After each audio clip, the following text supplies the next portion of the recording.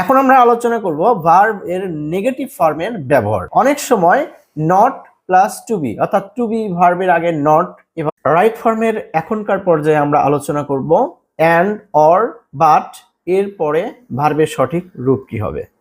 And right ফর্মের এখনকার পর্যায়ে আমরা আলোচনা করব অ্যান্ড অর বাট এর পরে ভার্বের সঠিক রূপ কি হবে। অর নর জেনে নেওয়া যাক ভার্বের পাস্ট পার্টিসিপল ব্যবহারের 3 নম্বর রুলটা। কোনো বাক্যে to be, having, being, have, has, had. কোনো বাক্যে just, just now, already, yet, lately, recently, never, ever. এই সব। এখন আমরা কথা বলবো রিলেটিভ প্রোনাউনের পরে ভার্বের সঠিক রূপ। রিলেটিভ প্রোনাউন কি আমরা জানি। রিলেটিভ প্রোনাউন হচ্ছে কোনগুলো? As if, as though. As if এবং অ্যাজ দো এর অর্থ হলো এমন ভাবে যেন। হ্যাঁ, এমন ভাবে যেন। চলো আমরা জেনে নিই এখন ভার্বের পাস্ট পার্টিসিপল বা ভার্বের 3 নম্বর রূপ কোথায় ব্যবহার করতে হয়। Passive sense.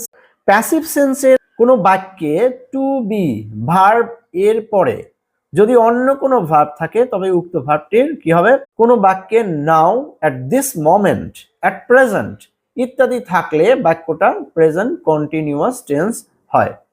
কথা বলবো ভার্বের পাস্ট ফর্মের ব্যবহার নিয়ে, অর্থাৎ ভার্বের যে 2 নম্বর রূপ বা পাস্ট ফর্ম এইটা কোথায় কোথায় আমরা ব্যবহার করব।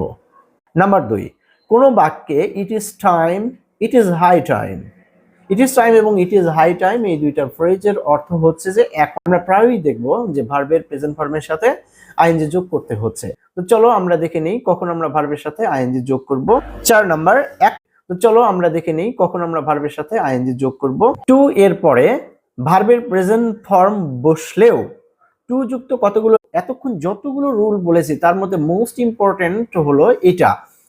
নাম্বার 6, হোয়াইল যুক্ত বাক্যে হোয়াইলের আমরা প্রায়ই দেখবো যে ভার্বের প্রেজেন্ট ফর্মের সাথে আইএনজি যোগ করতে হচ্ছে। তো চলো আমরা দেখে নিই কখন আমরা ভার্বের সাথে আইএনজি যোগ করব। 2 নাম্বার, আমরা প্রায়ই দেখবো যে ভার্বের প্রেজেন্ট ফর্মের সাথে আইএনজি যোগ করতে হচ্ছে। তো চলো আমরা দেখে নিই কখন আমরা ভার্বের সাথে আইএনজি যোগ করব। পরের ভার্বটি দ্বারা আমরা প্রায়ই দেখবো যে ভার্বের প্রেজেন্ট ফর্মের সাথে আইএনজি যোগ করতে হচ্ছে। তো চলো আমরা দেখে নিই কখন আমরা ভার্বের সাথে আইএনজি যোগ করব। পরের ভার্বটি দ্বারা ভার্বের প্যাসিভ সেন্সের ব্যবহার, অর্থাৎ আমরা বিভিন্ন সময় দেখি যে ভার্বটাকে প্যাসিভ সেন্সে ব্যবহার করতে হচ্ছে। কখনো ভার্বের প্যাসিভ সেন্সের ব্যবহার। মোডাল ভার্বের পরে যদি প্যাসিভ সেন্সের বাক্য থাকে, দেখো যে শূন্যস্থানের আগে রাইট ফর্ম অফ ভার্বের আরেকটি গুরুত্বপূর্ণ টপিক হলো ভার্বের প্রেজেন্ট ফর্মের সাথে আইএনজি যোগ করা। আমরা প্রায়ই দেখবো যে